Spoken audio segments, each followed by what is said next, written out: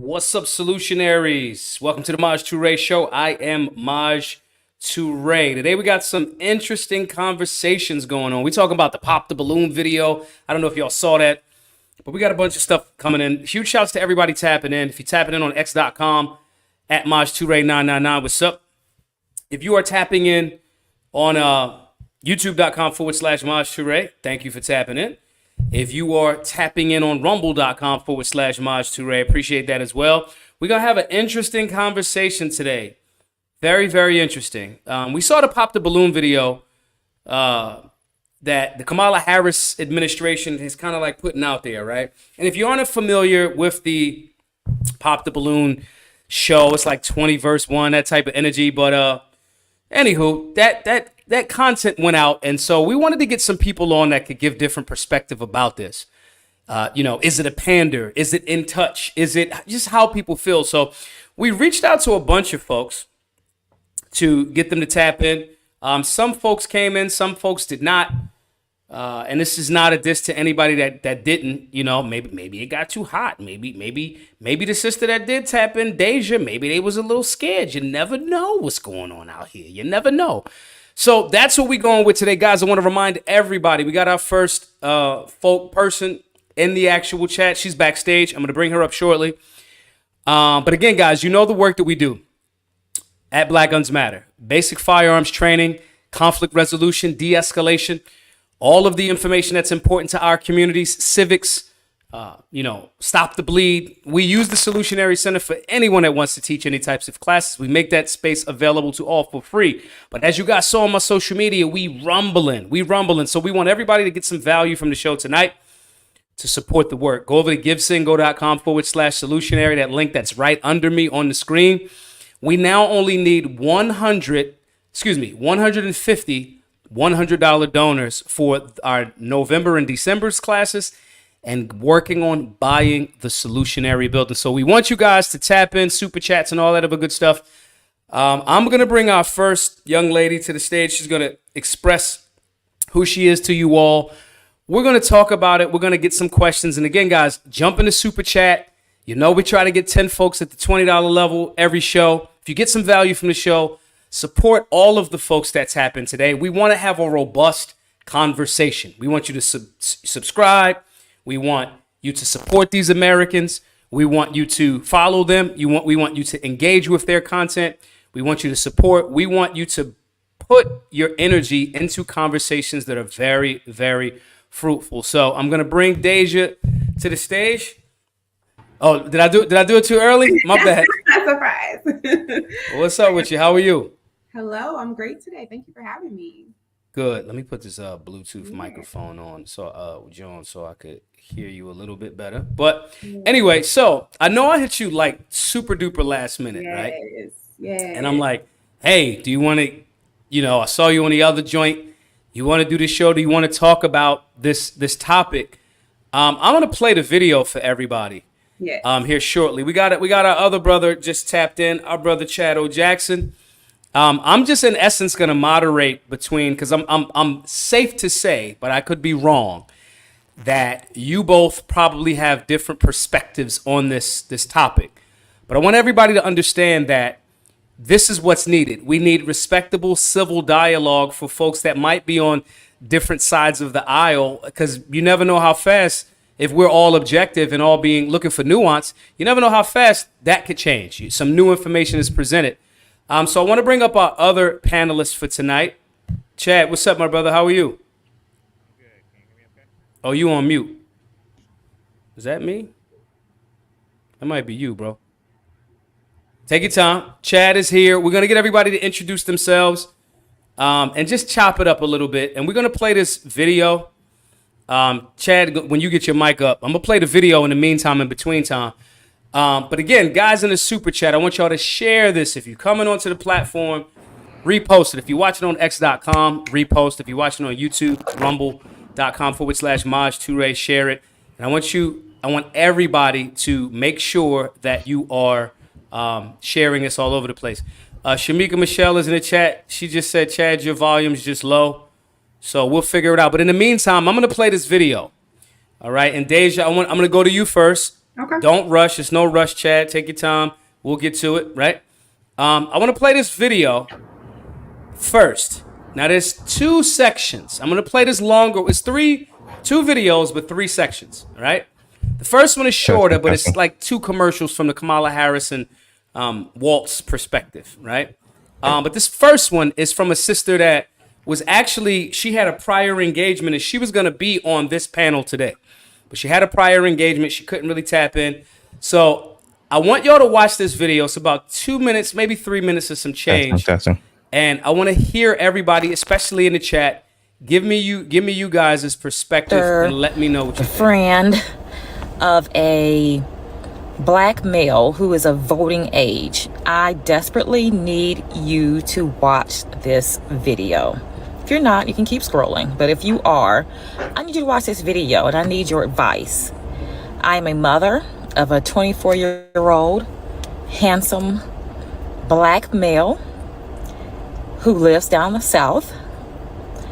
I live up north, but he grew up in a very, you can call it liberal household. My household has always, including my husband, he grew up with a man in the household, a male role model. Both of us are educated. We've always advocated and been activists for the rights of marginalized and oppressed people, to include people of black, brown, Muslim, Asian, people with disabilities, LGBTQIA, et cetera, et cetera, et cetera. Pause real quick, everybody. Chad, do you have your audio? Can you hear me okay? Say something real quick. Testing. Okay, Hello. All right, from the audience side, they say they can hear you. All right, that's cool. Good. Actually, we're going to switch this up, guys. We're going to stop on that one because I kind of wanted to start that play because we're getting Chad's audio right. But everybody in the chat, let me know if everybody can hear Chad's audio. If y'all can hear him, then that's all that matters. All right, we're going to jump back to the other one because this is the trending topic. We're going to talk about this one first. All right, I was tricking y'all. Sometimes I'm going to trick y'all. That's just what it is. I'm new to it and true to it. All right, I want y'all to watch this real quick. Check this video out. I said I go on a lot of dates, but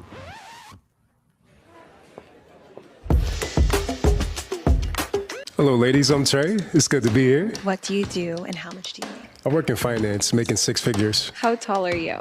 6'5"? Do you have a plan to vote in November? Nah, not my thing. All right, so I think it's rude. Me personally, I think it's rude. That's my perspective, right?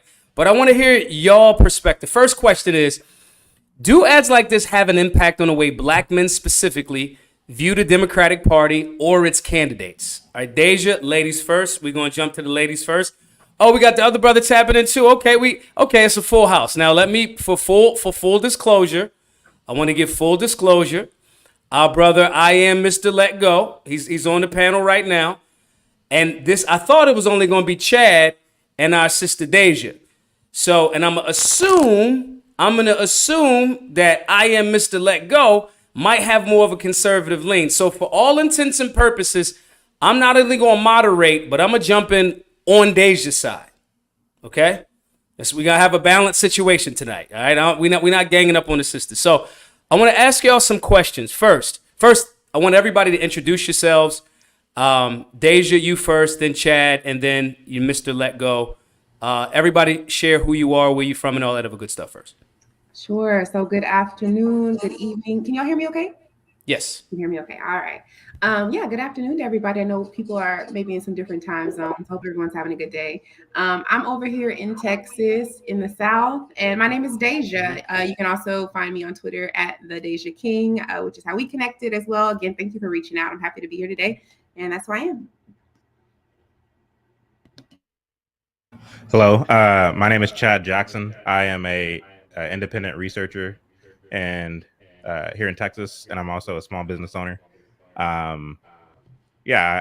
make documentaries and basically talk a lot of trash on the internet. So I'm happy to be here. Happy to connect with Maj this past weekend, and I'm looking forward to getting into the conversation.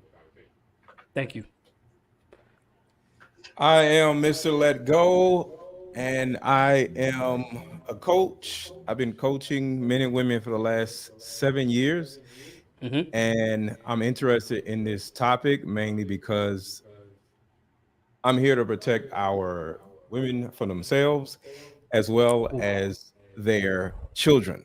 And in Ooh. my opinion, Kamala Harris is a detriment to women and children and including young men. Okay, I'm Maj Toure, everybody. Welcome, everybody, for tapping into the Maj Toure Show. Tonight, I'm liberal. I'm disagreeing with what all of you men saying. I don't know what you're talking about. Mrs. Harris seems to be the best thing smoking out this joint tonight for me. So I want everybody to engage, jump out there. Super Weapon said the brother came out swinging. I just want everybody to make sure that we are being passionate. Do not think that because you have a position that is different than somebody else on the panel that you don't, it won't be heard. And I think it's very important. So let's start with Deja. Deja, do you think ads like this have an impact on the way black men specifically view the Democratic Party and its candidates? Sure. So before I begin, I just want to say that I definitely believe in like the sharing of ideas and this is a conversation. So I'm open to all of that good stuff and definitely not here to offend or to be overbearing or aggressive or anything like that. So to answer your question first, I want to say I'm not a black man. And I don't know what it's like to be a black man. So I like to hesitate from assuming, but does this have an effect on the way black men view the candidates? I think maybe the deeper question is, which particular black men is this speaking to, right? Maybe black men as a whole, no, but there are subsets and subgroups of black men that this particular ad I think was speaking to. And those are the black men who are on the fence or maybe who are totally against the Harris Wells campaign. And I think this was as you saw with my tweet, this is an angle to attack it in different ways. And I'll get into that in a second. But I think the question is which black men are we talking to? And maybe it does. That's a good question. Chad, what's your thoughts? So the ad definitely presupposes that black men are ignorant and all they're interested in is sex. I mean, it presupposes that black men need to get out and vote for Camilla so they can have access. Kamala. It's Kamala. Sorry, it's Kamala. Okay. Well, it insinuates that in order for black men to get access to sex with black women, they need to vote for Camilla this November. And the only kind of black men who are interested in this kind of ad or who it will resonate with are black men who are weak and who are spineless and who can't make up their own minds. I'll just leave it there. Mr. Let Go. Yes. What you think, bro? I thought the brother in the chat said you came out swinging. Chad just hit men, allegedly men, and almost with the gut check. But what do you think? First, it shows how,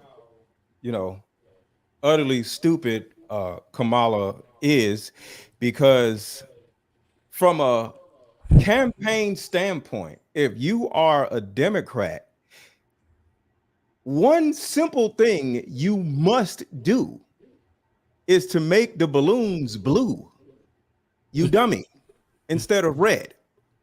You can't find blue balloons. So that shows like the incompetence of Kamala and her people to not simply do something that small.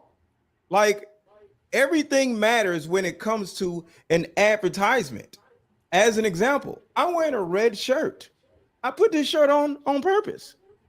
And when it comes to things like that, that shows the utter incompetence of this woman. She has no understanding of what she's doing in life. Not even just in a campaign, because you got to think about it. It's a campaign. It's an advertisement. Everything must be blue.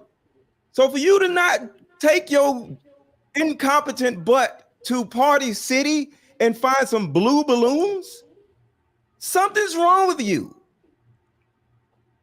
Okay. Not just Again, go jump right in, Deja, because I'm on Deja's side tonight. Okay, I'm on Deja's side. Go ahead, Deja. I just want to jump in really quickly. Two things that I think will be important here is one, we need to know the candidate's name, right? It is Kamala.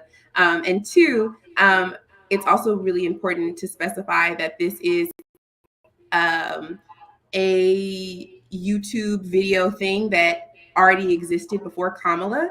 And I think she just took the clip and probably with permission and edited for her ad campaign. So to be very clear, this is not like she actually personally went to go purchase the balloons and pick these people. This is already an interview game that happens anyway. I think she knows it's really popular and decided to use their clip for her ad. So I do want to be clear that if we're talking about the color of the balloons, she did not coordinate that. So just on that. So can I ask you a question real quick? Sure. One, do you think symbolism matters when it comes to a campaign, especially when you're spending millions of dollars to advertise something? That's the first question. I definitely think symbolism matters, but Okay. and I don't want to stray too far away from what we're talking about here. But I will say that again, this is a video that already exists. That goes back to the second question. Took and edited into. My second question.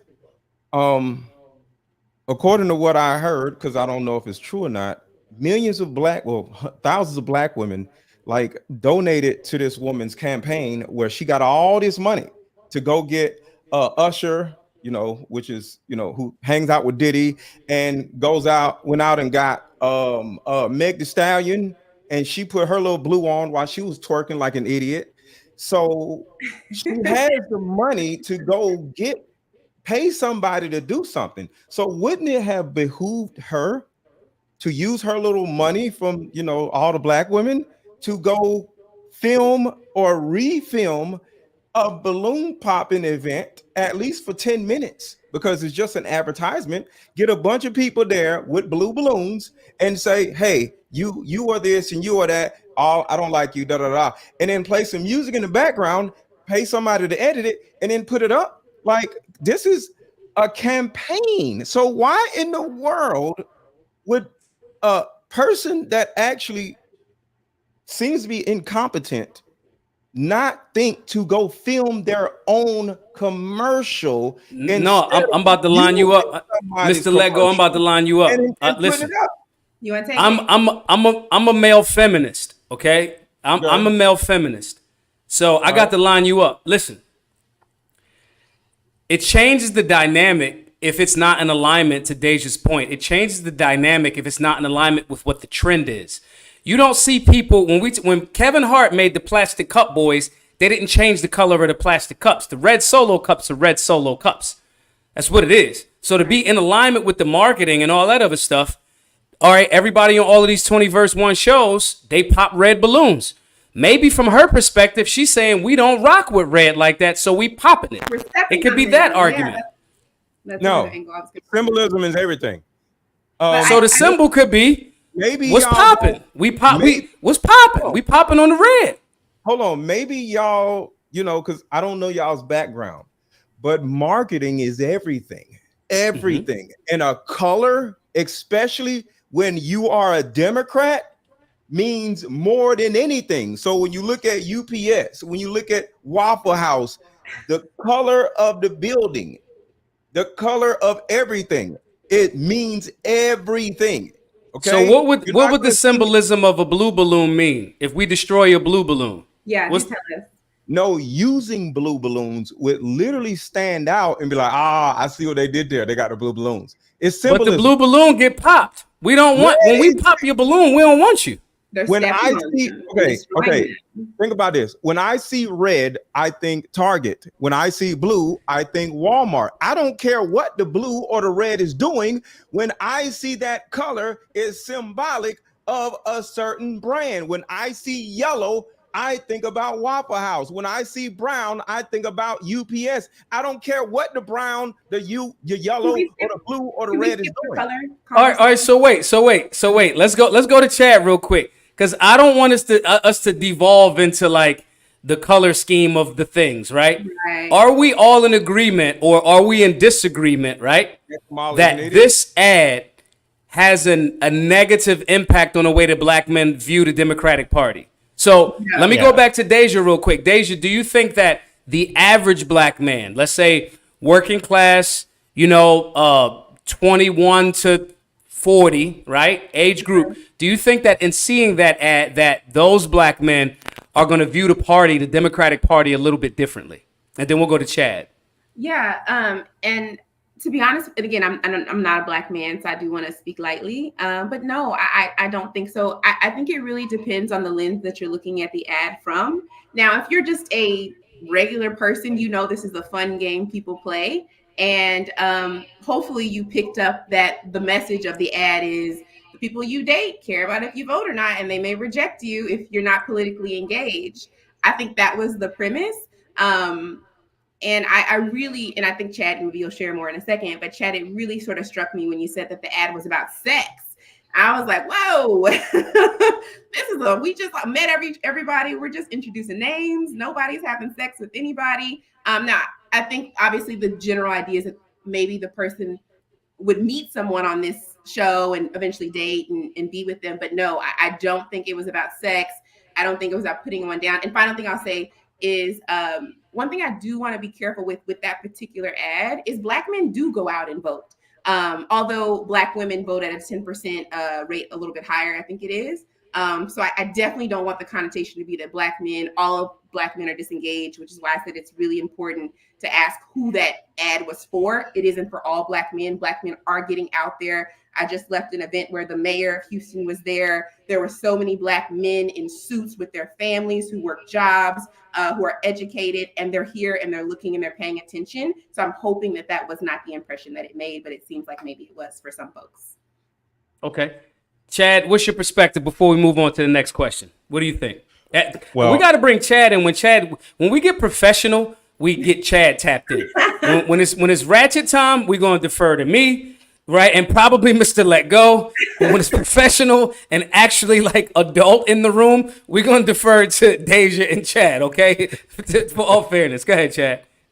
No, so when it comes to these 20v1 shows, I mean, sex appeal is a part of it. And although Deja is right, I mean, these are potentially folks who are looking to date someone of the opposite sex or someone of the same sex, unfortunately, in some of these 20v1 shows. Sex appeal is a part of making oneself presentable to the person who's coming out and is being observed by the women or men holding the balloon. So that's definitely a part of it. Let's not pretend like it's not. One of the things that I will note is the fact that there is a trend when it comes to black men away from the Democrat Party, away from Democrat politics, and we can point to a number of things to identify why that is. I would say that the emergence of such figures as Kevin Samuels and other black men in the so-called Red Pill movement, has put a lot of black men up on game, such to where they are moving away from this continual emasculation, this continual kind of being the laughing stock, just moving away from that and kind of coming into their manhood. And so I think that's noteworthy. And rather than paying attention to that, rather than acknowledging that, Camilla is putting out ads like this. And so there's a disconnect, a very strong disconnect when it comes to her and her campaign. And unless and until they acknowledge this trend away from the Democrat Party, and by extension, away from Democrat policies, they will continue to lose black men. And I think ads like this only adds fuel to the fire, as it were, causing more and more black men to move away from it. I don't think the red pill movement is going away. I just don't. And more black men are consuming this content. And there is a war raging. And I think it's high time. I mean, the fact is, I mean, Maj actually put me up on game in a roundabout way when it comes to black people turning away from the Democrat Party. At first, I kind of laughed it off, but I mean, Maj had the last laugh as far as that's concerned, because I see it now. Like, I see it too. I disagree with some of the reasons why black people are moving away from the Democrat Party and casting their vote for Trump. And maybe we'll get to that later, maybe not. But as for me, like, I'm not a Republican, I'm not a Democrat. I am a conservative. I am voting for Trump this November. But my reason for voting for him, I think, is different than many people's reason. I don't like any of the policies that she stands for. I don't like her background. I don't like her philosophy, her political vision. And I guess I'm at the point now where I don't really care why a black man is moving away from her, so long as they are moving away from her. And I think eventually, more and more of these people will begin to understand what America is, or what America should be, or claims to be, and fight to get back to that. Because I think the fix is in at this point. Yeah, So. I can see that. All right, if you're in the chat right now, huge shouts to AM1 for the chat. You guys know how we do it. We try to get at least 10 folks to come in at the $20 level. We do this Monday through Friday, 6 p.m. Eastern. You can subscribe to chat. Again, AM1, thanks for that $5 super chat. This is where you can subscribe to Chad's channel. It's on the screen right here, right now. And we're gonna make sure that we're putting everybody's information up there throughout the chat. I want everybody in the chat to now we're gonna vote. That's how we're gonna do it. I am a male feminist tonight. I am on the left today because I want to fight on the side of the black woman in this particular argument. And I'm going to go do my damnedest to argue against these brothers, what the shorty on the View called y'all? She called y'all crazy, ridiculous black men. Yeah. I have to argue against you crazy, ridiculous black men tonight. We're fascist. All right. But I want the chat to make the decision. So I want to ask you guys the question again for the chat itself. Do ads like this, and from your perspective, whoever's in the chat, do ads like this impact the way that black men specifically view the Democratic Party or its candidates? I want y'all to type that in there, and we're going to go to the next question, which is, this election cycle, do you think politicians are connecting with everyday realities of black Americans, or are they missing the mark? Now, y'all can pull it based off of this particular campaign ad if you want to, but I don't think it should be limited to that. So I want to hear you guys' perspective, and lady perspective, female, woman perspective. Do you think they connecting? Like, and I don't just mean Republican or Democrat. I mean both. I mean, I get to say it because I'm a libertarian and we don't win shit nationally. So the reality is, I'm kind of neutral in this conversation. What do you all think? Let's go to Deja, then let's go back to Mr. Let Go, and then back to Chad.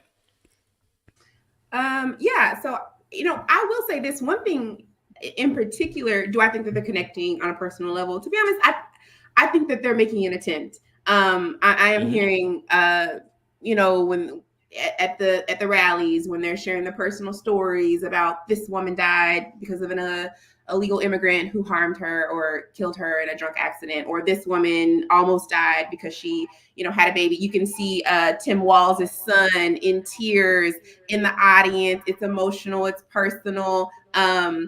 Even Trump's trying to, open it up and reel in some of the antics he usually does, so we can actually connect on a real level. I see attempts being made, to be honest with you. So I definitely think that's happening. I will say this, though. One thing that I was really surprised by Kamala, and I'm going to keep saying her name correctly because I think it's definitely a shame to get engaged in a conversation like this if you don't know the names. So Kamala. One thing I've noticed with her is she's sort of teased us with her actual policy ideas. She's danced around it. She's danced around doing some of the interviews. And I think just now, weeks before the election, she's actually getting more open and honest. I was just seeing on the TV that she did an interview today where she really got into some stuff. So she's taken a new approach where she's waiting to the end to dangle all the cherries in the gems. And I don't know if that's going to hurt her or help her. So we'll see. But I think it's being made. Yeah. Mr. Let Go, what do you think? Are they reaching, or are they reaching? Here's my actual issue with all of this. Trump in particular doesn't necessarily need to connect due to the fact that he's been president already. He already connected. It's up to Koala to actually Bro. What happened? Go ahead. Go ahead. Let's keep it hey, real quick, everybody follow Deja on Twitter. Yeah. That was crazy. But yeah, follow me on Twitter. God. Yeah, continue. It's up to Koala to actually connect with the other koala bears for something to actually stick, because one, she has to use something in order to connect, because she cannot use her own words or voice because she doesn't have a lot of sense. Virtually everything that comes out of her mouth is going to be you know, I was raised in a middle class family, or what is the other stupid thing she says? Believe, she just says a whole bunch of nursery rhymes or whatever. So she literally has to use some type of other propaganda in order to connect. But Trump literally doesn't even have to, he can go back home because it's over, because literally every time Kamala opens her mouth, she says something stupid. So I don't think she can connect with people because she's tried in so many different ways to connect and it's always backfired. Listen, the views of Mr. Let Go are the views of Mr. Let Go here. All right, guys. I want you guys to subscribe to Mr. Let Go, youtube.com/@Mr. Let Go. Tripping ain't easy with the super chat. Hey, I want y'all to make sure y'all follow my guy, Trip Simpson. Great show. Tell my man Chad I said salute. He's changing the game with his insight 100%. Chad, I want to jump in here real quick before we go back to Chad. I do think that they need to connect. I'm going to give you some pushback, Mr. Let Go, about Trump not needing to connect. If he didn't need to connect, and if he needed to go home, he wouldn't be at McDonald's. Like, he wouldn't be at McDonald's doing that, and maybe that's a troll, right? Anybody that's running for a campaign, I think they need to connect, but where I'm seeing both sides fail miserably, and I want to be very clear, there are more than just two options. I want everybody to understand. I know y'all going to be mad at me for being the third, fourth, fifth party type of person. However, I want everybody to, look into other candidates and see. Maybe there's something there for you, right? There's been a black man running for president for over a year now. His name happens to be Cornel West. Now, some may say that he does not have a clear path to victory, but if you say you're super pro-black and you're not even highlighting the black man that's running, I got to ask that question a bit. But saying this to say, I think that any candidate that's going to want to run for office needs to connect. If you're not you in barbershops and you in bodegas and you're talking about collard greens, right? It becomes you're trying at least to try to connect. I think that part is important. Where I think they're failing is they're not connecting with actual policy. Like they just said, she waiting to the last minute. Bro, I don't need you to wait to the last minute. I need clarity before I come to your house. If we gonna do this and get busy, I need clarity before I come to your house, shorty. Like I need that. We need to connect, and it needs to be clear if I'm gonna get the yams or not. So I think that those conversations needed to have been had on policy by both of those folks, right? If we isolating it to Kamala and Trump, that's my perspective. I think Trump has more charisma and is a lot more articulate and is sharp. I think she's fighting against some serious 3, maybe going on 4 years of where the fuck were you? You was in the basement like Joe type of energy. And so I think she needs to do a little bit more to kind of rumble against that. Huge shouts to Terry Renee for the super chat, $10.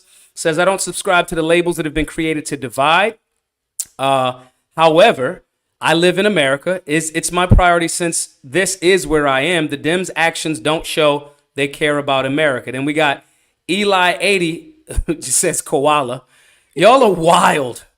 Like, come on, y'all. Like, can we at least wait? What's the correct pronunciation? Are we at least gonna all agree?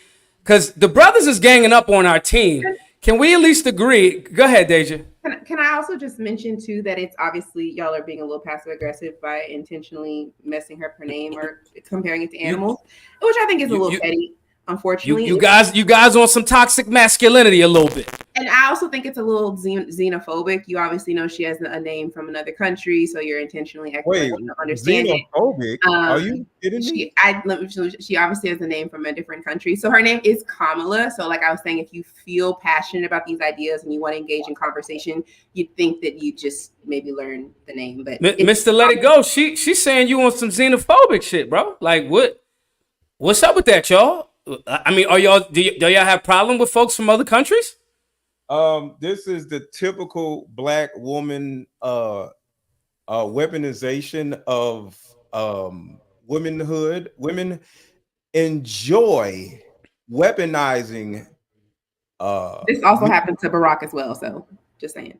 Women enjoy weaponizing it's like you're like, if it's a monster coming at you, you're gonna pick up anything and try to throw it at the monster, right? So women just love to pick up anything they can and just start throwing at people in order to fight with logic. You know what I'm saying? So that's kind of like what it is. Oh, you're a narcissist, you're a misogynist, you're xenophobic, you don't like women, because it's kind of sad. So whenever the sister looked like she not really being aggressive. The sister looked like she's just saying, "Hey, can we have some respect for our Indian, Black American mixed vice president?"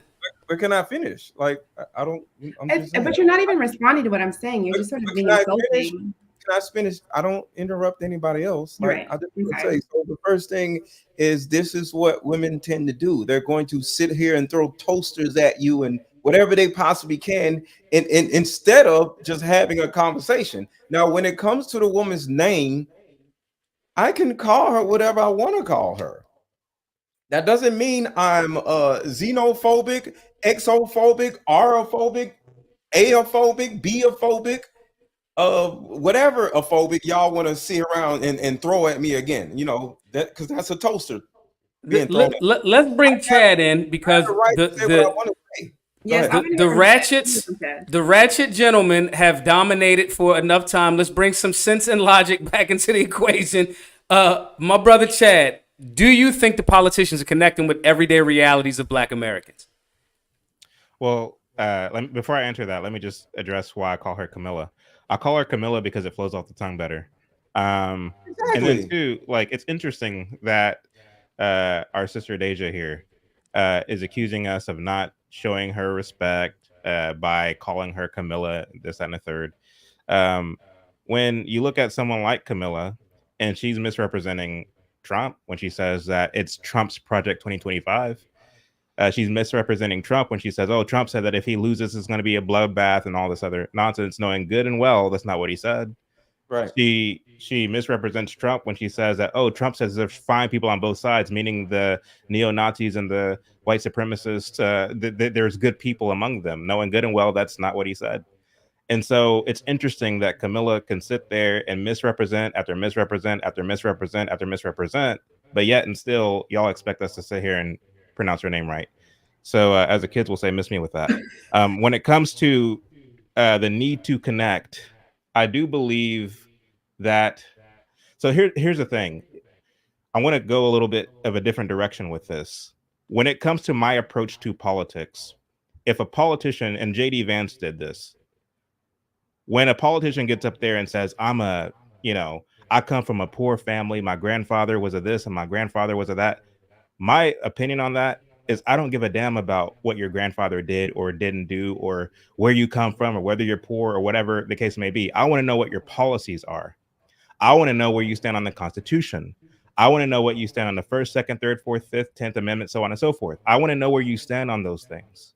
That's what I want to know. I don't care about your backstory. I don't care about. I want to look up I want to look up that stuff myself because I'm curious, to know those kind of things. But I don't want to waste. I don't want to go to your campaign rally or to watch your debate, and you waste my precious time that I took to watch you telling me about where you come from and how you grew up eating beans and cornbread. And like, I don't care about any of that. I want to know. I want for you to get straight to the jugular as to what it is you stand for, why you're running for president, what it is you believe about our country, what's your jurisprudence, what's your political philosophy. That's what I want to know. And so as far as your connection to me, I don't want you to connect to me. I don't want you to have anything to do with me. I want for you to limit and to to shrink the size of the government, that's what I'm interested in. And you know, we can just call it that. But again, not to get too carried away, my point is I don't want to connect with a politician. I want for them to shrink the size of the government and just let that be that. I don't care about, you know, your name and your heritage and your lineage and I don't care about any of that. Chad, Just do what you're supposed to do what the Constitution requires you to do, and leave office and let that be that. You As think far where as you're I'm from? I concerned. just want to ask Chad a question. Can I ask Chad a question? Sure. You don't think it's kind of narcissistic to literally Throw that word out there. You just now. Wait a minute. I gotta get you. You No, can't. hold on. You don't. I'm Hold on. You don't think it's narcissistic for you to literally dismiss her saying what can be unburdened by what has been? What can be unburdened by what has been? What can be unburdened by what has been? I think that's narcissistic for you to, that's beautiful words. And you're just going to dismiss all that saying, I don't care what has been unburdened by what has been. All right. How So wait. dare I'm about to light y'all up. I'm about to light y'all both up. I got. I'm dying. Matter of fact, real quick, Deja, you jump in. Then I gotta light up Chad and Mr. Let Go. I gotta get them both. Go ahead, Oh, Deja. so you have been unburdened also? Wow, that's So- crazy. So just real quick, Mr. Let Go, and I do appreciate you getting into this conversation. Okay. You're killing me up here. I'm dying laughing. I love you throwing out that word after having a really hard time thinking that other people throw out that word. But okay, whatever. And I definitely think, Chad, I do agree with you. I do agree about the whole, like, we want to know what the policies are. And side note, I have this feeling that Kamala in particular has waited until so close to the election so that she didn't have to argue her policies at the debates. That's why I feel like she wasn't as open, because if she was open a couple months ago or however long the timeline was, then we can actually come to you and argue with you about it versus waiting until most of the debates are over just before the election to drop them. I think that was a strategy. That's just me. But I will just say, to your point, Chad, about not caring about the candidates, to some degree, I can understand, right? I mean, there are millions of people, hundreds of millions of people in America. You aren't going to connect with everyone. But I do think where you're from, how you grew up, your background, it influences who you are as a person. One day I'll be a psychologist, by the way, side note. It influences who you are as a person, what you believe in, what you do. And I want to know about that. So just sharing that. All right. Both Chad and Mr. Let Go are both wrong. One, and I'll say wrong with tweaks. Okay. And then we're gonna move to the next video right after this. Here's why I think you guys are both wrong, but you're right and wrong. That is a connection. If earlier today I used the word, somebody said I wanted a cult because I want to live around people that have the same exact values of me. We unfortunately I do not have a bubble. I engage people because I don't live in a bubble, but I want a bubble. And the person said, yo, so you want a cult? I 100% do, because a cult is a culture, right? The connection that I'm looking for from a politician is the policy in alignment with the Constitution, limited government, so forth and so on. I need you to articulate what that is. If you're saying, I want to get us out of certain, I don't know, European unions that we should have never been a part of in the first place, we connected. We speak in the same language. And I think that any politician that leans too heavily on personality and slick sayings, more so than connecting to me or the general population with what their job is, I think they're still trying to connect. They just connecting on something that has nothing to do with the forward advancement of what we got going on and what your job actually is as a politician. And Mr. Let Go, you're minimalizing the struggle and the experience that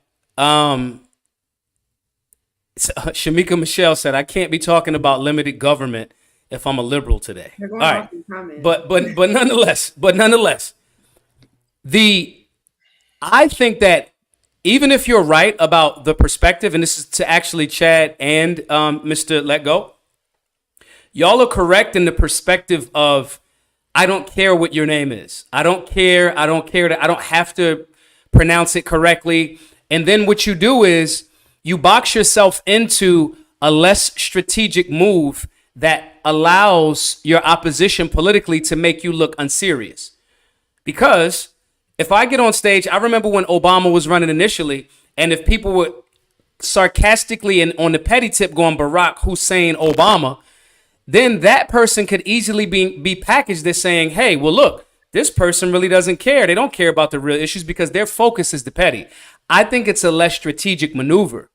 I think that me saying, if I pronounce her name perfectly, and if I articulate these points in a way, it's not because I'm showing too much respect. It's me going, now you have no argument against me. I'm infallible. If we allow ourselves to get snatched onto sidebars, they can make us package us this way. Trump does a very good job of it. That's why he renames everybody. He gives somebody a different name first. So now they're struggling to get from underneath the name that he called them. Like from now on, Warren is going to be Pocahontas, Sleepy right? Joe. But in turn for doing that, his base may be in alignment with it. But people on the left or even moderates, because we can explain, we all know that if you're extreme right or extreme left, if they're there, they're there. But the moderates might go, "Oh, this person is unprofessional and unserious." So that's just something that I add to the argument. When I get to Congress, if I'm arguing against somebody, I'm going to say what Thomas Massey says. I'm going to say my colleagues on the left. I want to say you morons on the left or you morons on the right. So I'm going to push back against you both, and I'm going to say that me and Deja won that round just because I'm just going to say it. Go ahead, Chad. Because do you mind expounding on that? Because to say that you think that Trump does it right, and then you proceed to say he comes up with nicknames for everybody, Pocahontas, such and so forth, is that not the very pettiness that you're arguing against? And that's No, I'm agreeing. You said I'm not saying he does it right. I'm saying he does the naming well for branding the other person, but that helps his base, but that doesn't help him with moderates. It generally doesn't. Now to your point, what will do it for moderates, the moderate that will kind of look past some of that, and I don't know how many, like I don't see it being a lot of them, but the moderate that would look past some of that, they'll go back to policy anyway. They'll go back to the economics of it all. They'll go back to what was the gas numbers looking like? Can he negotiate with OPEC nations? Right. But that person isn't necessarily the person that we got to worry about if we're trying to get people to make informed decisions. That person's almost like not even on the left anymore. And I don't say that in a rude way to anybody on the left. You know what I mean? So he does it right in a sense of it works like gangbusters with the base. This is the same thing that, the Charlie Kirks. And if you have a bigoted, somewhat more of a bigoted base or biased base, you'll say little slick stuff that your base will rile up behind. And to keep them, you throwing that red meat to the base. I think they do that, and it works for the base, but it doesn't help expand the movement. If you can be culturally or Christian conservative, but if that dominates all of your policy and engaging with people that don't think that way, you probably won't get many bills accomplished and on the floor because you got to reach some folks that don't think culturally the way that you do. So that's just that. Let's jump to, unless somebody has to jump in real quick. If anybody wants to rebut to any of those points. I do. Okay. So I'll start with this. I grew up in a middle-class family.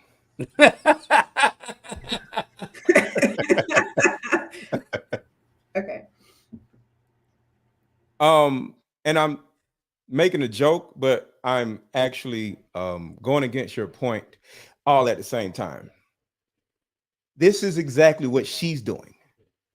With all this, what can be unburdened, or I grew up in a middle-class family. She's doing the same thing that you're accusing other people of. It's just not insulting, right? When you usurp the actual point and start going in a different direction in order to keep people from asking you pertinent questions, whether it's making fun of somebody and calling them a name, or saying something incoherent because you're actually stupid, it's the same thing. The only difference is Kamala doesn't have the brain capacity to actually do something that a coherent person can do. So she makes up random sentences in order to divert from the actual question. It's literally the same thing. She just can't coherently speak. So to your point, it's more a sniper, a wordsmith is going to be, their rudeness is going to be direct. So From her perspective, versus word salad. Exactly. yeah. So it's not, to your point, you don't think she's sharp enough to do it. Deja, you want to jump in there? Yes. I would like to just jump in real quick because I don't know if I would love to dive in a little deeper too on the Pop the Balloon because there's some stuff I have to say there. But I will say this, okay? This since the beginning of our country, politics has always been a little like this, right? This is although Trump, I think we saw him in a whole new way. And I saw in the comments too, people were asking, am I playing both sides, right? And the answer is, one, I'm a Democrat and I'm going to vote for Kamala. Although if I had other choices, I would choose other people, but this is what we got and this is what I'm going to choose. So, but no, I am not trying to play both sides. I'm just a rational person who can hear different ideas and have a conversation without being insulting, or try not to be insulting. But this is the way politics has always been. People, we see the smear campaigns, and to be honest with you, sometimes it plays in the candidate's favor, and people are like, okay, well, I didn't know that they had this many rape allegations, or et cetera, et cetera. Or sometimes it makes them look tacky, as Trump has leaned in too far at some points and scared some people off. So I don't want to get too caught up in the taking shots at each other, because that's literally the way politics has always been. I can see that point. I wanted to respond very quickly to what you said, Maj. So I hear your point about how, and also Deja's point too, about, when you purposefully go out of your way to mispronounce her name, even if you're making a sound argument, you're losing people and they're not taking you serious. I get that point. However, I can honestly say, and I have the receipts to prove it, that there's people who said that they were going to vote for her, but are now voting for Trump based upon seeing my videos, even the videos where I'm calling her Camilla. So I have receipts to show that. And so my question would then be, if we are saying that, Trump is notorious for coming up with nicknames for people, and thus he lose the so-called moderates, my question will be, what are the receipts for that? Is that the only barometer that we're using to determine Trump's success or failure in reaching people? And if so, how exactly are we weighing that, if you will? Because he did win the 2016 election, and sure, there's a lot of people who think that he lost the 2020 election fair and square, but there's a lot of people, I would venture to say half the country, who believe that he actually won the last election and it was stolen from him. So what are we using as a metric gauge to determine, or metric to determine, whether or not Trump doing that is effective? His own, because when you look at the so-called black vote from 2016 to 2020, it actually increased for Trump, and then from 2020 to 2024, the polls show that they're actually increasing for Trump all the more, and the same is true of Hispanics. And so I'm sure that among those blacks and Hispanics who are navigating toward Trump, among many of them, there are independents. Moderates. Sure, they might be historically, moderates. Sure, they might historically vote Democrat, but we all know that in the black community, just because you vote Democrat doesn't necessarily mean that you're a raging liberal. And so my point is the numbers are actually trending positively in Trump's favor. So what are we using as a metric or as a barometer to say that what he's doing is ineffective? So for me, it's not necessarily just Trump. Trump is a weird anomaly. And I want to say that in the sense of, to me, it's not just Trump. There's a reason why because, like you said earlier, I'm one of the people that was like, me looking around, I'm going like, nah, more people are going to go for Trump from hoods across America. More people are going to do that, right? The difference with Trump is almost like, and this is not Trump worship, this is just what it was. Trump and Arnold Schwarzenegger are very similar to me when I give examples, because They got a 40-year hot streak to start with. So if Trump was already beloved and developed something that the brand was already stronger than the smear campaigns and the lies that for damn near 10 years now, because we got to remember he started campaigning in 2015, if we going back, right? The smear campaigns couldn't hold up to what he had already built. So I don't necessarily mean just as it relates to Trump, because Trump's brand was already large enough to outlast some of the, and then the left didn't have facts. The left kind of just had all of this Russiagate, gobbledygook, all of that other type of stuff, right? I'm speaking about getting people to not just it being based on Trump, because Trump is single-handedly holding the GOP together as far as voting base goes. That's it. That's it. The GOP and Republicans in general do not have the brand, the strength, the time in, the charisma, and quite frankly, the money that Trump has. So they are trying to emulate somebody's characteristics. You can't tell a joke. If you see somebody tell a joke on television, that comedian has practiced that joke relentlessly for maybe a year already. They were on stages, there were no phones around, and they got that joke, and the comedic timing is perfect. A lot of the people in the GOP emulate some of these things, right? Because they're just targeting to their base, right? I can go to a college and I can argue against 19, 20-year-olds that have no serious political education. And that's really, really good looking for sound bites and clicks and videos, but it does not get those college students going in the direction that collectively I think that more people should be going in a more balanced approach. And to be perfectly honest, I know obviously you guys know today I'm on Deja's side because I want this to be balanced, but everybody knows that I'm a libertarian. I'm more, right of center. My point in saying that is they trying to tell jokes that they haven't practiced for. They're trying to do things that are only going to benefit their particular base, but it's going to be repulsive. I had Brandon Tatum, I had to isolate myself from him when he said Ahmaud Arbery deserved it. That's a dumb talking point that is not going to, and he was wrong. And he was wrong when I told him he was wrong before the verdict came out. Okay? Telling people on the right saying on the GOP say, just comply. You are the same party that says just comply without factoring in that there are some horrible police officers. Do I think that it's a metric that it's the worst thing in the world like an extreme leftist would say? Absolutely not. But if you're not articulating this in a balanced manner because it was great for Trump, listen, man, Dennis Rodman used to party all night, come to the stadium and still get 20 rebounds. You're not Dennis Rodman. And so I think in that sense, outside of Trump, they're not well, the GOP could be doing a very, very better. Like the fact that they don't even talk about Frederick Douglass is wild to me. So that's kind of like my reason there. The metrics for Trump is almost like his own juggernaut. And to be perfectly honest, if it wasn't for Trump, I don't think there would be so much matriculation. I think those people are gravitating to Trump. They're not gravitating to limited government conservative values.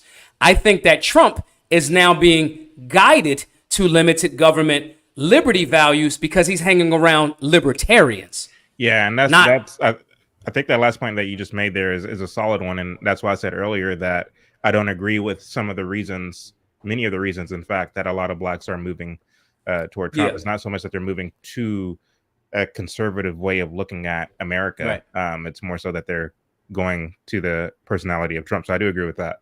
Can I just wait real quick, y'all. Jump in real quick, Deja. I'm gonna queue up this next video. It's about 2 or 3 minutes long, and these next few of questions. First, I want to thank again all of the panelists. Thank y'all so much. I want you guys to make sure that as they communicate, I'm gonna throw their social media platforms and their YouTube channels up on the screen. I want everybody in the actual chat to make sure that you are following our panelists. Okay, you don't get to see this very often. You don't get to see entertaining, articulate, balanced out perspective from different scenarios of all groups of people. You know what I mean? So I want to make sure that you guys are supporting that. But real quick, Deja, go ahead and I'm going to queue up the next video. just really, really quickly, I wanted to answer Chat's question, because Chat, that was a great question. You're right. Like, if the way Trump talks is so repulsive and tacky, then why did we see an uptick in people who are supporting him? And I'm sure there are a lot of layered answers to that, a lot of them which I don't know enough about to speak on in depth. But I will say two possibilities for that. One is it could just be that maybe the candidates from this time they don't like and they prefer him more. And two, there's something we really have to understand about like psychology and the way people look on to these people who take these public platforms.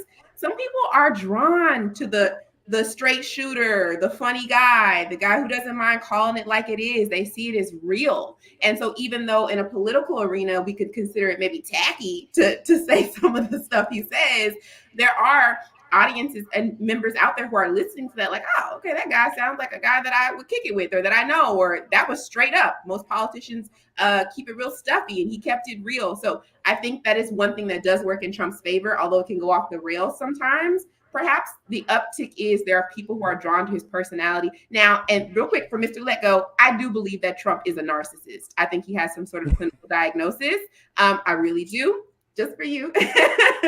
And part of being a narcissist, depending on what sort of narcissist you are, is being charming, and Trump has a charm about him. So maybe that's what interests people. And I know you're about to go to the next clip. With all that being said, wouldn't you want the most honest person to be your president versus the other person that is literally dishonest, because everything that comes out their mouth is, I'm not going to say a lie, but it's jargon meant to make omit what they actually think and feel, you know? So like I said, maybe not honest. He's being direct. She's not direct or honest, because if you ask her how she feels, she's not going to tell you. And think about this. And I don't want to make this too long. Do you realize that Kamala Harris literally does the same thing we do to y'all when you catch us cheating, or when you ask her where we were last night? We do the exact same thing. And you want this person to be your president, and you calling us narcissists? You're narcissist. I shouldn't have said the word. I'm sorry. Narcissist to be your damn president, because the biggest narcissist between the two people is actually Kamala Harris, because she is lying by using dysfunctional and incoherent jargon to pull away from the actual conversation that is at hand. What are you talking about? Let me ask you this, Mr. Let Go. Do you think that it's intentional? Like do you think she just incoherent, or she a high level Sith Lord that's doing a drunken monkey? I personally think she's incoherent. I don't think she's that smart. I think actually she has a mental illness. So, well, this is the problem with, and I'm just going to say it. Shit. Let's cut it. Next question. Y'all love to sit here and talk about degrees so damn much. Degrees are simply validation. Having degrees don't mean nothing. And let me explain why, and we can move forward, because I got to say this shit. Black women love to sit here and say, oh, I got 8 degrees. You still broke. I got 8 degrees. You still can't find a job. I got 8 degrees. You still got 4 kids by 4 different men. 4 different men. So it shows y'all, black women, that having a degree don't mean a goddamn thing, because you got 4 kids by 5 baby daddies. So what does that mean? Wait, everybody. There's one thing. Listen, if you're in the chat right now, I want the super chats coming up. I want the likes going up. I want to share this all over the place. Let's share this to other people, because I don't know, Mr. Let's Let It Go might get some pushback in a little bit. I want y'all to think about this one thing. Life decisions and being coherent is totally different than operating in a linear direction, which is, because this is what school simply is comprehension and repetition. And if you're good at reading something, remembering it, and reverberating it, you can get whatever degree that you want. And of course, you have to be steadfast in whatever it is you're doing and committed. So you do have to be committed, because to go 6 years, 8 years through college, that is a lot. But all you really need to do is to actually be able to comprehend and reverberate what it is that you just read or learned and put it on paper. And you got a damn degree. That doesn't mean you're not stupid. And I'm not calling a graduate stupid. I'm just saying some people can be stupid and have a bunch of degrees. So I got this channel. We working on it. Mr. Let It Go is about to get the channel deleted.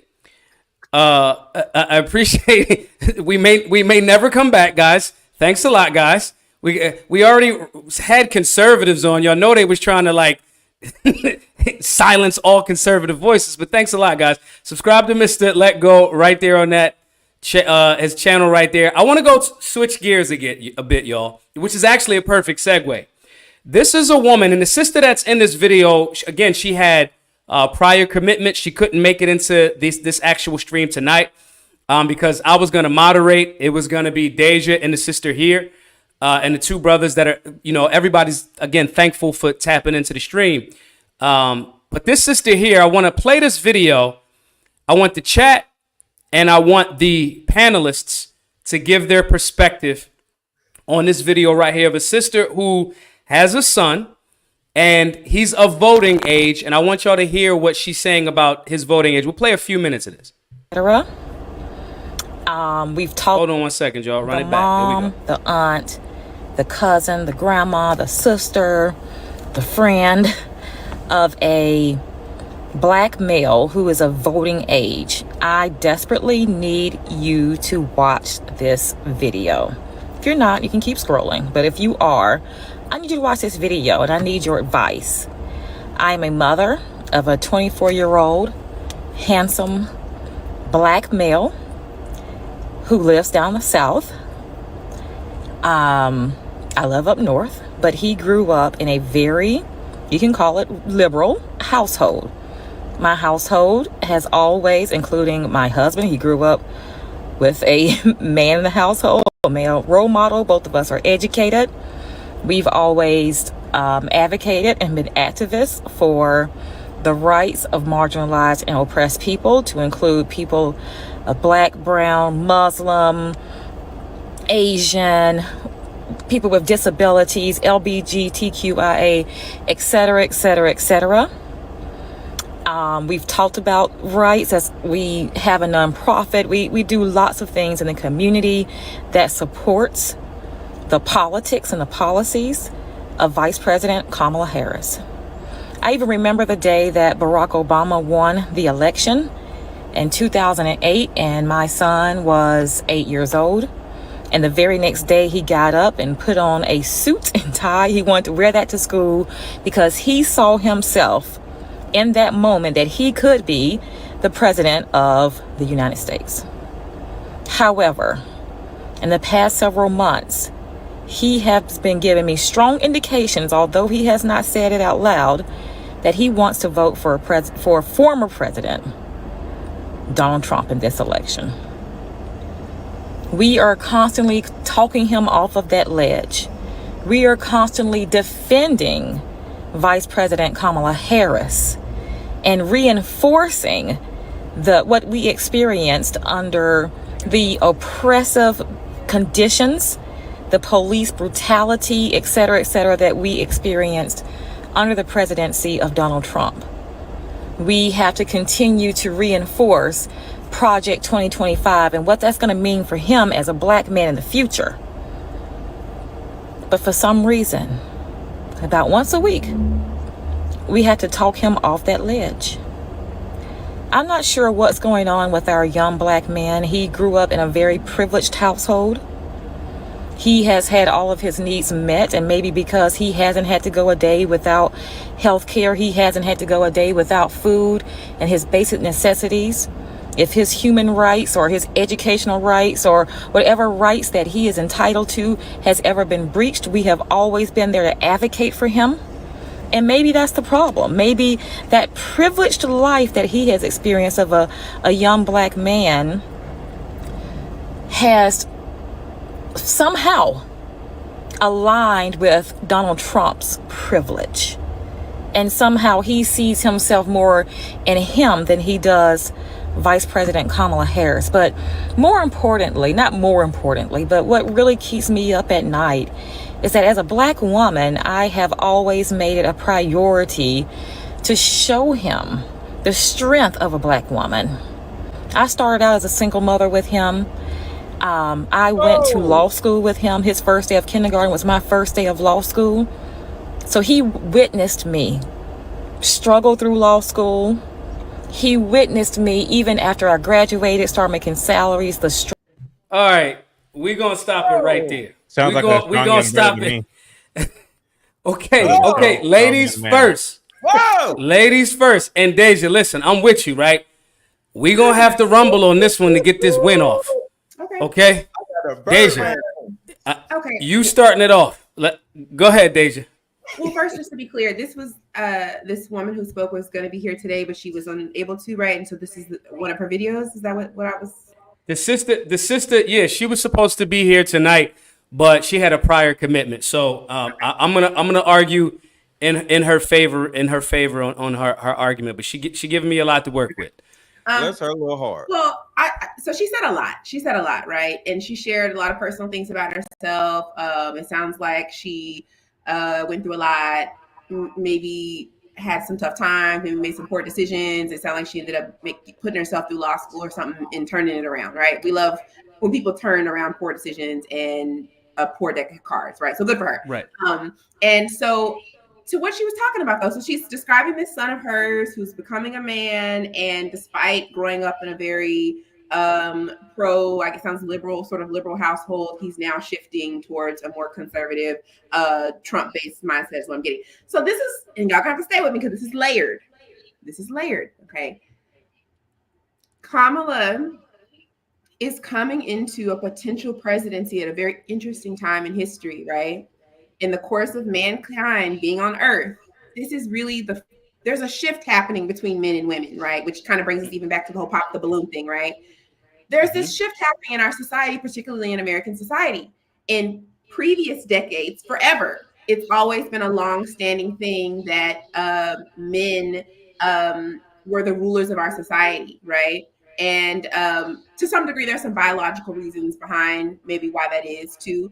But in the last 100 years or so, there's been this shift. And in particular, lately, women are dating differently. They're asking different things of men. And like one thing that I always see is that now if a man wants to be married to a woman, you may have to have a little emotional intelligence, buddy. I'm not just being passed from my father to you, and I can't get a bank account, and I can't really have a job or whatever it is. And so I'm hoping for security through this marriage. Now women are saying, well, hey, I'm in school, I'm educated, I'm putting myself through law school, even though I'm a single mom. And so there's this shift happening. And in this subset, right, the societal shift that's happening of what men and women are looking for and what they're asking for, there's two things happening with both men and women. You're having a group of women who are going to the extreme and hating men. They're having this realization of change, and they're thinking, well, we hate men. Why did it have to be this way? Why couldn't we read books for so long, right? And they're going to extreme. And then you have this group of men who are also going to the other extreme, where they're like, why does it have to change? Why are these women doing this? I don't like women. And I think, unfortunately, for Kamala, a lot of men are getting lost in that extreme group, and a lot of women are getting lost in that extreme group. So perhaps to bring it back for this woman who was in the video, her son, maybe there's an issue that Kamala's a woman.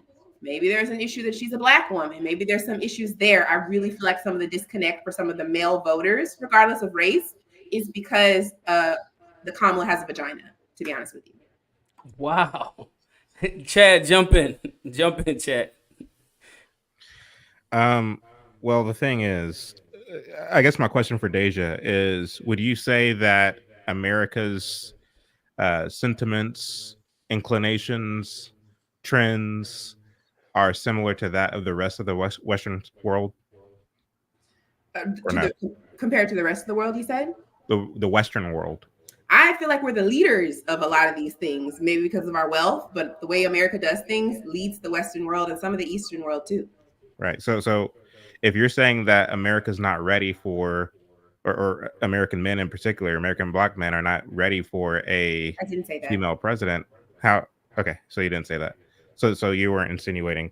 All right. So I mean, this notion that America, and I grant that you didn't say this, but this notion that America's not ready for a female president or a female leader is just untrue. Uh, when you consider the fact that other nations in Western society have had women in leadership roles as prime ministers, such and so forth.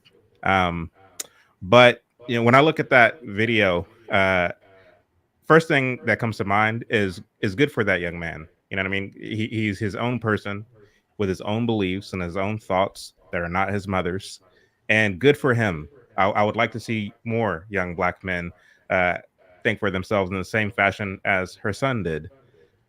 When she said that, in her home, we always taught our children that they should care for the marginalized, the downtrodden, this, that, and a third.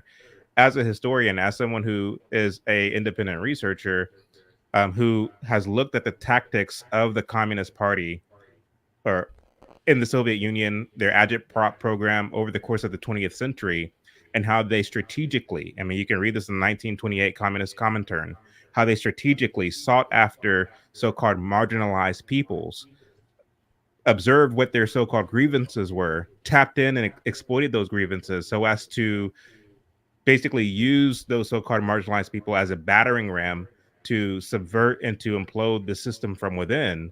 This has been true of their interest in black activism over the course of the 20th century, their interest in feminism over the course of the 20th century, their interest in gay liberation going into the 1970s, and on and on and on I can go. Even the ADA, the American Disabilities Act.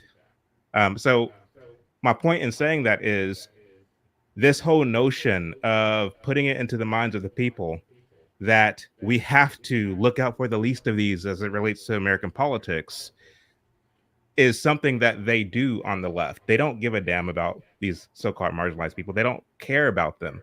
But, and I'm talking, of course, when it comes to policymakers, politicians, activists, so on and so forth. At the ground level, people like this mother, she doesn't see it that way. She sees their advocation for and championing of the so-called rights of marginalized people. They see it as a genuine thing. So they, of course, teach these virtues and these values in their homes, not realizing that the whole thing is a ruse to begin with. They're simply using so-called marginalized people to build the system they wish to build, which is actually detrimental to the people they say they're trying to help. And the last point I'll say is this, it's quite a shame because for me, growing up, I was born in 1990. So growing up here in Texas at my school, which was the last school, the Mansfield High School was the last school to desegregate in the country, right? And so in the 90s, 80s going into the 90s and early 2000s, they called themselves trying to make up for, everything that they, believed and did in the past. So they went over the top as it relates to critical race theory and DEI and all the other things, even though we didn't recognize it as CRT and DEI at the time.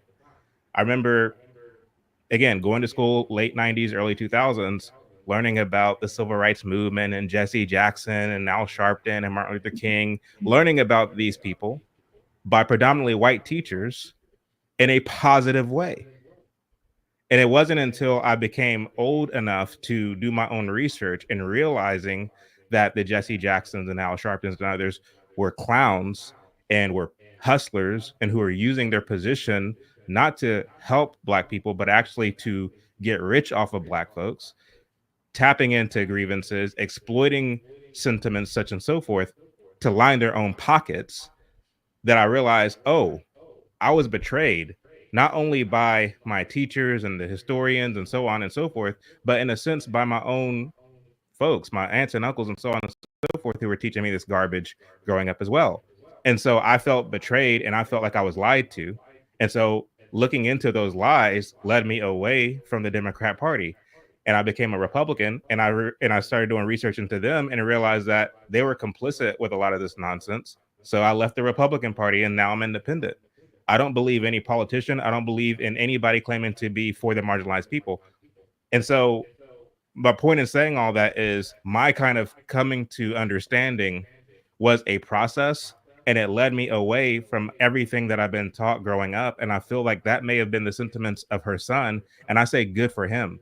We can't rely on this kind of hyper emotionalism to bring us back into submission, because it's freer on this side. And that's the point I wanted to make. Mr. Lego. All right. So the first thing I gotta say is to what the woman said in the video, because there's two parts to this. She's married, but she grew up. She I don't know how old the child was, but she said that her child didn't really want for nothing because, you know. So it sounds like he grew up in a middle class family. So when you sit back and just look at who he actually can relate with, it would actually be Kamala Harris, because he grew up in a middle class family just like Kamala Harris did. So for him to actually vote against somebody that he can possibly relate with, there must be something else there. That goes to my second point. There's two sides. There's a dichotomy. He probably wasn't always in a middle class family, because she said that she was a single mother before she got married. So there are two different sides of this young man's life. And the fact that he lives with his father and not his mother tells virtually everything I need to know and who he's voting for about this young man. He most likely did not like living under his mom's roof, for the main reason where none of us liked living under our mom's roof. Most of us would have loved to live with our father instead of our mothers, male and female. I've been coaching women for the last 7 years. And the number one thing that I learned from years of coaching different women, different walks of life, different races, different ethnicities, is that most women, white, black, not just black, have tumultuous relationships with their mother. That is a fact. So, that's not a fact. With all that being said, the fact that he's with his father and is now wise enough to see life for the way it is and actually vote for somebody other than Kamala Harris, I would say, it makes logical sense. And my last point is this. This election is literally about heterosexual men, which is her son, hopefully, and the LGBTQ community. See, black women in particular love for black men to be softer, gayer, and more passive. Why? Because our women are hell bent. Hence, oh, I'm uneducated, or she's educated. You never talk about how men are educated. It's always women being educated. When you hear somebody saying they're educated, it's always black women are more educated and all this other stuff, right? Which is true, but y'all don't have more money. Y'all just have more education. So it's a mute point. So because women are hell bent on overtaking black men in the social hierarchy, they feel like there's this beautiful opportunity for it to happen to vote for an incoherent black woman who, you, Dodger, said if somebody else was running in the Democratic Party, you would have voted for somebody else. So you don't even believe in this goddamn woman. My last point is this. We have all experienced women being the head or living under a matriarchy already. We don't need Kamala to be the president. Because guess what? The majority of black families are ran by women. So at the end of the day, we don't need to see what Kamala can do and, to be up under a matriarchy. All of us have been for all our lives. Hence the reason why this young man is living with his father and not her. Nobody wants to live under that shit.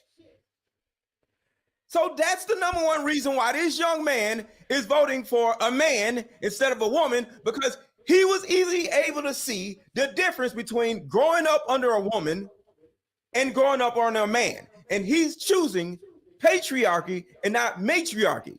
The majority of black people are maladaptive, antisocial, emotionally inept, and overall dysfunctional, male and female.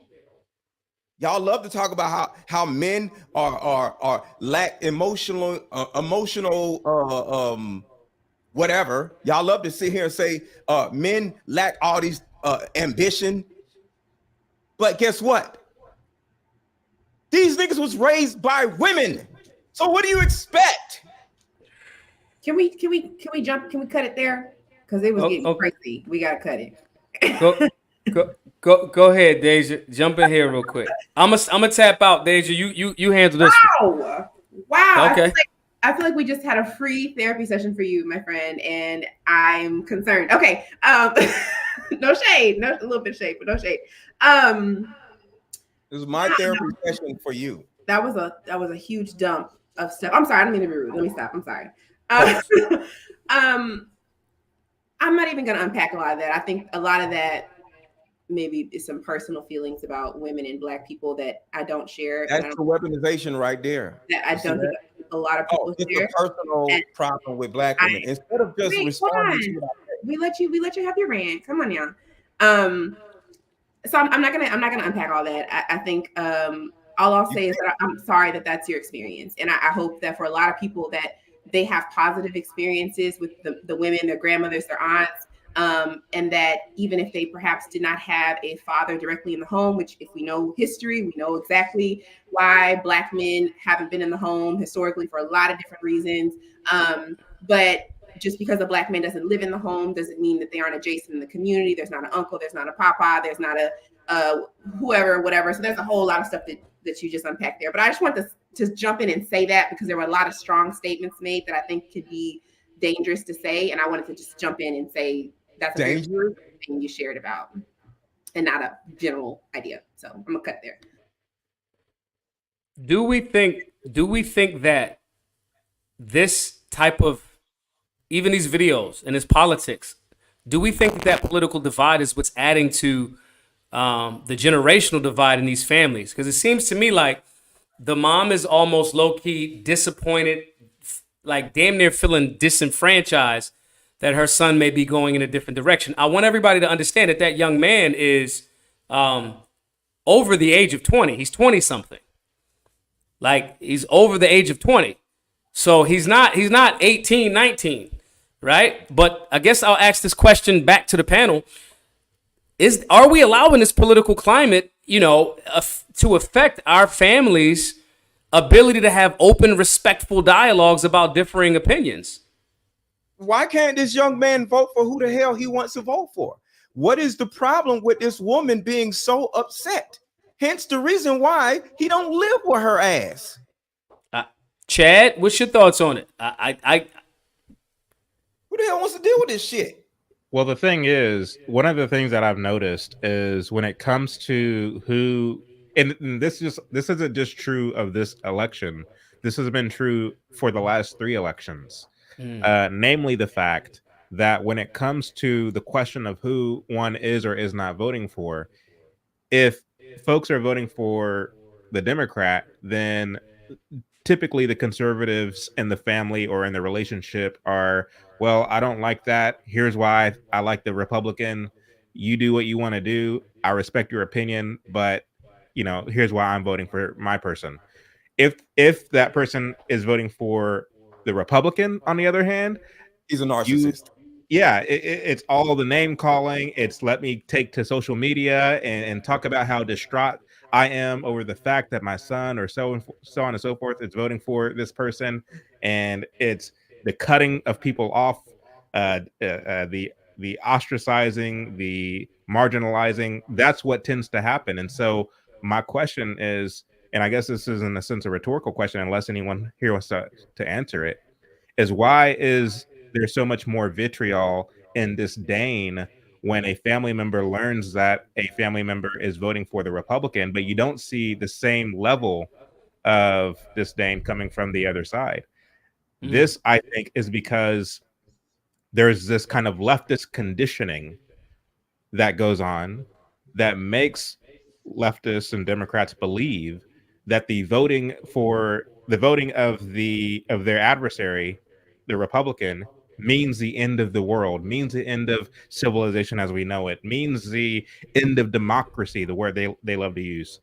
Um, they they literally have been saying for over a year now that Trump is a threat to democracy, and this isn't only true of Trump. They said the same thing about McCain. They said the same thing about Mitt Romney, both of whom were milquetoast, and they said the same thing about George Bush, who was a criminal and a don't even get me started on Bush. But my whole thing on when it comes to, again, left versus right, which I think is a false dichotomy, but when it comes to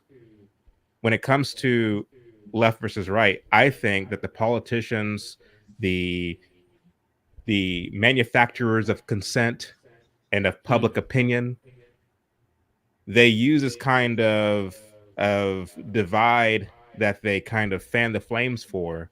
And what I've noticed is the propaganda that's specifically targeted to leftists instills within them this kind of amplified vitriol for the other side that does not exist with the it does not exist as much on the other side. I think this whole thing is a game. And when it comes to politics, and this is the last point I'll make, is the title of the show, I think, is politics dividing relationships or something like that. I don't think it's politics per se. I think it's political expression that is dividing families, that's dividing relationships, because how one votes is downstream of what one's uh, mores are, what their ethos is, what their passions are, their beliefs, their culture, such and so forth. Politics is downstream of that. There's political expressions, I think, that intersect and impose and latches on to different cultures. And it's unfortunate that when you look at second wave feminism in the 1970s and the womanist movement, this caused a catastrophe as it relates to the Black family. And the kind of conversations that we're having now in podcast form, they were having back then in the 1970s, where you had a bunch of Black folks in a room with the camera going around and people engaging in these kinds of conversations. Some of these folks, and I have these videos in my archives, some of these folks were Black militants, others were Black conservatives who come from middle class family and went to HBCUs, and they were having this kind of disagreement as to like how they looked at relationships, how they looked at whether or not we as young Black folks should be involved in these kind of militant organizations and movements, what these militant organizations and movements have done to their Black family, comparing their love lives and such and so forth to their parents who were part of the greatest generation, that is the generation that went and fought in World War II, compared to their new baby boomer generation. They were having these same kind of conversations. And it's interesting that we still haven't at this juncture figured it out. And I think that there's something that happened in the late 1960s going into the 1970s with the emergence of blaxploitation films and music, and a lot of the things that were going on with this kind of ideological subversion thing that was at work that affected not only the Black family but also other demographics, again, as it relates to the hippie movement, free love movement, so on and so forth.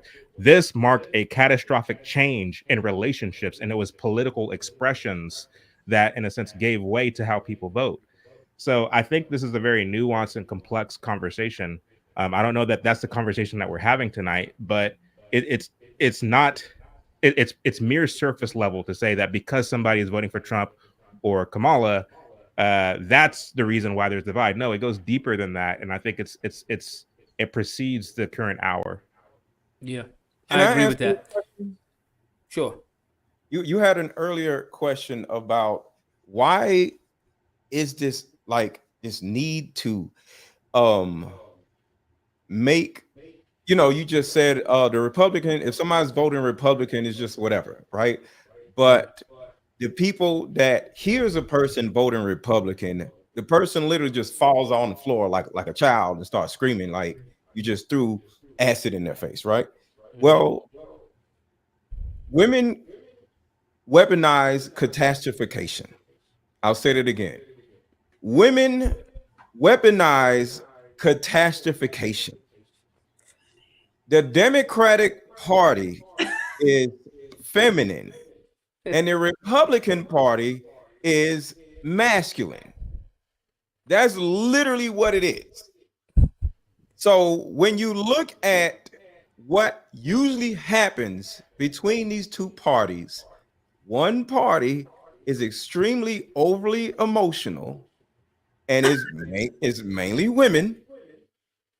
And it goes back to what I said earlier, how mothers, because we're talking about that particular video, a mother being offended that her son thinks differently. It's a mother having a problem with the people up under her thinking differently. And that is a problem with the Democratic Party in itself. And I urge anybody watching to go read the book called You're Not Crazy, It's Your Mother. You're Not Crazy, It's Your Mother. It's a book that literally lists 40 different visceral reactions that women and Democrats have when you actually disagree with them. Look it up. Can just Go ahead, jump in. Just real quick. So to chat, I wanted to just respond really quickly. You asked a really good question. Again, you've had some great points tonight, and thank you for sharing. Although we have different ideas, definitely thanks for sharing. But I was just going to say that politics has always been a passionate thing. But you're right. There has been this recent thing of like, if you're from an opposing side, I mean, it's gotten even violent before. I mean, and we saw Jan 6th. I mean, that was, although that was a whole different thing, but that got really intense.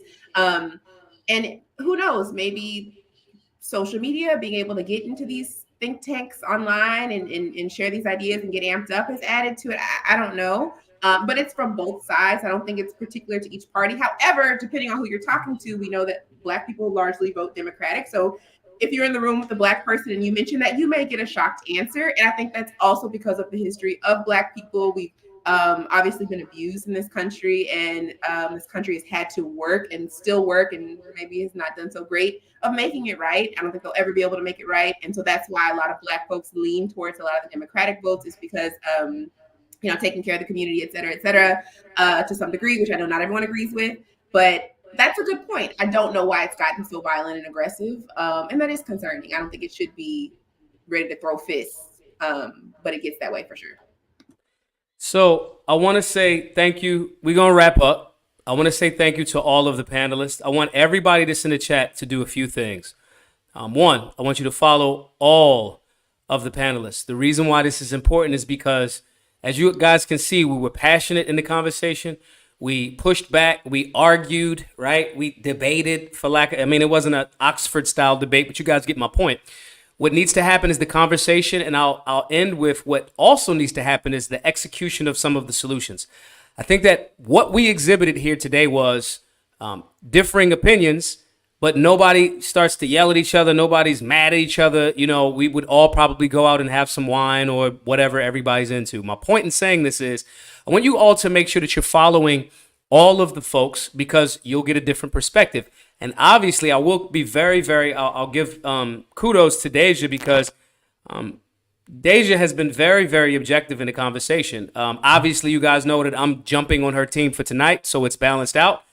But I think that Deja, in communicating those things, did it in a way where, you know, I rarely see somebody say, hey, man, I think that makes a really, really good point. You know, Chad did it, you know, when we were at an event over the weekend. And obviously, Mr. Let Go is 1,000% aggressive, but still, I don't think that he's trying to attack the people in the chat. So I think that these are things that we all could learn from this tonight. It makes a lot of sense. And I'm 1,000% outside of going to tell you all to follow all of the panelists. 1,000%, we got 486 folks watching right now. I want to thank you all for tapping in, and I want you all to donate towards the damn work. We are able to make these types of shows and content and do basic firearms training and have civil discussions and have the Solutionary, you know, summit and things of that nature because of your support. We need about 150 donors at the $100 level. That link right under me, do that. And support all of the panelists. When you follow them on X, when you follow them on YouTube, when you subscribe to their channels, when you buy the products that they are partnered with and things of that nature, you allow those folks to share their views that you can learn from, and you give value to them from the value that you get from it. I want to thank you all again for tapping in tonight. My name is Maj Toure. I will see you all tomorrow at 6 p.m. Eastern for the Maj Toure Show. Thank you tremendously to the panel, and I'll hit all of y'all up directly after. I appreciate y'all, man. All right, peace. All right.